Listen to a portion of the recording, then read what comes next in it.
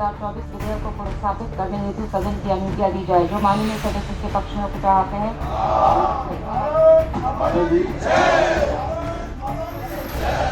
उत्तराखंड की विधानसभा में समान नागरिक संहिता बिल पेश कर दिया गया है। इस बिल को मंजूरी मिलने के बाद राज्य के सभी लोगों के लिए सिविल कानून एक समान होंगे, लेकिन मुस्लिम पर्सनल लॉ बोर्ड को ये नागवार गुजरा है। मुस्लिम पर्सनल लॉ बोर्ड के मेंबर मौलाना खालिद रशीद फरंगी महली ने कहा है कि ऐसा कानून बनाना गलत है। उन्होंने कहा कि मुसलमानों के लिए 1937 का शरीयत एक्ट है।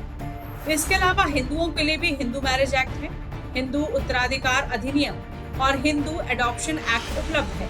इस तरह सभी को धार्मिक स्वतंत्रता का अधिकार मिला है और अपने सिविल लॉ के तहत नियमों को तय करने का अधिकार है।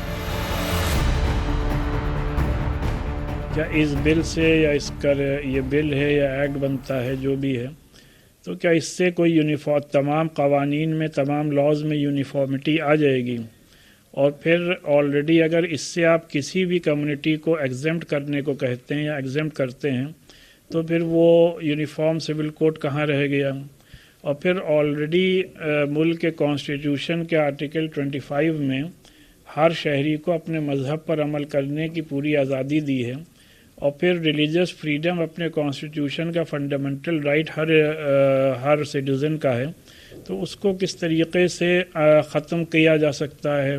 मुल्क में शरीयत एप्लीकेशन एक्ट 1937 ऑलरेडी एग्जिस्ट करता है और हमारे हिंदू भाइयों के लिए मैरिज एक्ट मौजूद है और इसी तरीके से हिंदू सक्सेशन एक्ट मौजूद है, हिंदू मैरिज एक्ट मौजूद है, हिंदू अडॉप्शन एक्ट मौजूद है। इन तमाम कवानीन के होते हुए इस तरीके के यूनिफॉर्म सिविल कोड की ज़रूरत क्या पेश आ गई? वहीं मुस्लिम स्कॉलर डॉक्टर रेहान अख्तर कासमी ने यूसीसी को लेकर क्या कुछ कहा, सुनिए। यूसीसी का जो बिल धामी गवर्नमेंट ने पेश किया है, मैं समझता हूँ कि पूरे हिंदुस्तान में लॉ कमीशन ने सर्कुलर जारी किया था कि कॉमन सिविल कोड के सिलसिले में राय ली थी। मुझे लगता है कि उनको इस बात का इंतज़ार करना चाहिए था कि लॉ कमीशन क्या ड्राफ्ट देता है।